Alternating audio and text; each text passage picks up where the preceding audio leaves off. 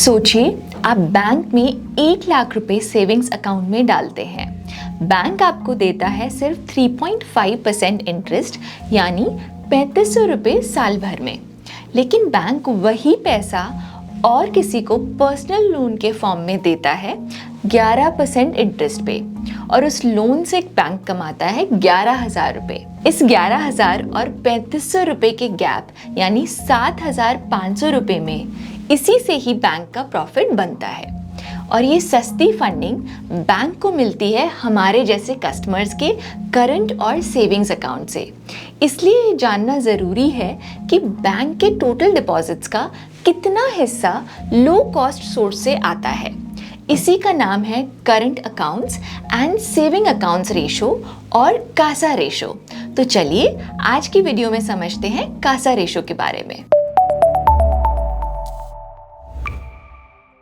Kasa ratio एक financial metric है जो ये बताता है कि बैंक के टोटल डिपॉजिट्स में से कितना पैसा करंट अकाउंट और सेविंग अकाउंट से आता है। इसका फॉर्मूला होता है current account deposits plus savings account deposits divided by total deposits multiplied by 100। मतलब अगर किसी बैंक का कासा रेशो 43% है तो इसका मतलब है कि उसके हर 100 रुपीज़ डिपॉजिट में से 43 सस्ती फंडिंग से आए हैं। अब सवाल ये है कि एक इन्वेस्टर के लिए कासा रेशो इतना इम्पोर्टेंट क्यों है? अगर किसी बैंक का कासा रेशो ज़्यादा है तो इसका मतलब है कि बैंक की फंडिंग कॉस्ट काफ़ी कम है और वो लोन देने से अच्छा मार्जिन कमा सकता है। इससे बैंक का नेट इंटरेस्ट मार्जिन स्ट्रांग होता है और लॉन्ग टर्म प्रॉफिटेबिलिटी भी स्टेबल रहती है। लेकिन अगर किसी बैंक का कासा रेशो गिर रहा है तो इसका मतलब होता है कि लोग अपना पैसा फिक्स डिपॉजिट यानी एफडीज में शिफ्ट कर रहे हैं, जहां बैंक को उन्हें हायर इंटरेस्ट जो कि लगभग 6 से 7% होता है देना पड़ता है।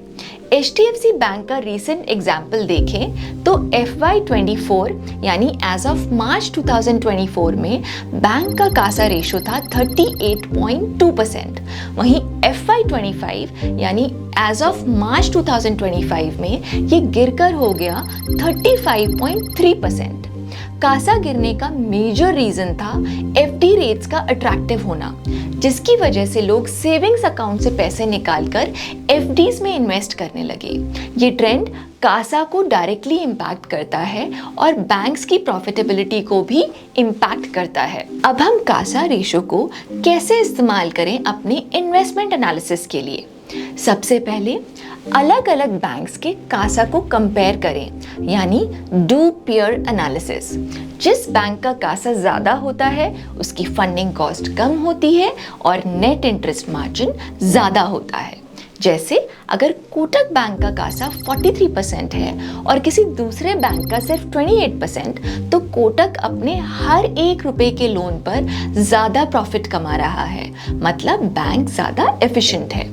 दूसरा, कासा रेशो का ट्रेंड देखिए। हमेशा ये देखिए कि कासा रेशो बढ़ रहा है, गिर रहा है या ऑलमोस्ट स्टेबल है। अगर कासा रेशो बढ़ रहा है तो मतलब बैंक और ज़्यादा सस्ते डिपॉजिट्स को अट्रैक्ट कर पा रहा है, ये एक पॉजिटिव साइन है। वहीं अगर कासा गिर रहा है तो इसका मतलब है बैंक फिक्स डिपॉजिट्स पर ज़्यादा डिपेंडेंट हो रहा है, जिसका इंटरेस्ट कॉस्ट ज़्यादा होता है। ये एक वार्निंग सिग्नल हो सकता है बैंक के लिए। तीसरा, कासा को दूसरे इंडिकेटर्स के साथ देखें। कासा रेशो को अकेले मत देखिए।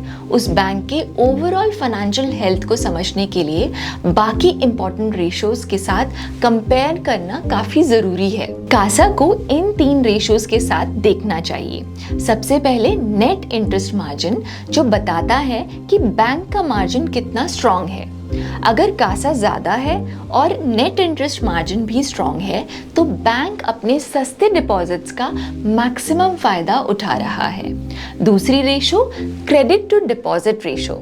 इससे पता चलता है कि लोन पॉलिसी कैसी है।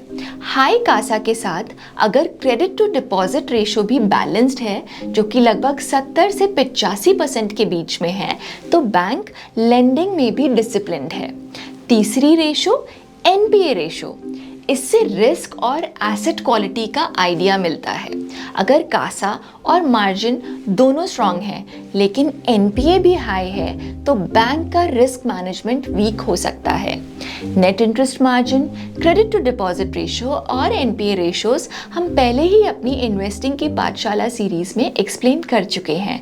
इनकी वीडियोस का लिंक आप डिस्क्रिप्शन बॉक्स में देख सकते हैं। आइए अब थोड़ा बैंक के बिजनेस मॉडल को भी देखते हैं। कोटक और एचडीएफसी बैंक जैसे private banks salary accounts, digital onboarding और यूपीआई का यूज करके कासा को बढ़ाते हैं। वहीं पब्लिक सेक्टर बैंक्स में कासा कभी कभी ज्यादा होता है क्योंकि गवर्नमेंट अकाउंट्स उनके पास रहते हैं। तो कासा रेशियो से ये समझ आता है कि बैंक पैसा उठाकर कितनी समझदारी से उसे यूज कर रहा है। अगर किसी बैंक का कासा हाई है और ट्रेंड अपवर्ड है तो ये सिग्नल है कि बैंक स्ट्रॉन्ग और वेल मैनेज्ड है। तो दोस्तों, आज हमने जाना कि कासा रेशो एक की मेट्रिक है जो बताता है कि बैंक अपने टोटल डिपॉजिट्स का कितना हिस्सा लो कॉस्ट करंट और सेविंग अकाउंट से ला रहा है। जितना ज़्यादा कासा उतना कम कॉस्ट और उतना बेहतर मार्जिन। जितना कम कासा उतना ज़्यादा रिलायंस ऑन एफडीज यानी फिक्स्ड डिपॉजिट्स और उतना ही ज़्यादा प्रॉफिट्स पर प्रेशर। अगर आप किसी बैंकिंग स्टॉक या बैंकिंग फोकस्ड म्यूचुअल फंड में इन्वेस्ट करने जा रहे हैं तो एक बार कासा रेशो ज़रूर चेक कीजिए, क्योंकि ये बताता है कि बैंक अपने बिजनेस को कितनी सस्ती और सस्टेनेबल तरीके से चला रहा है।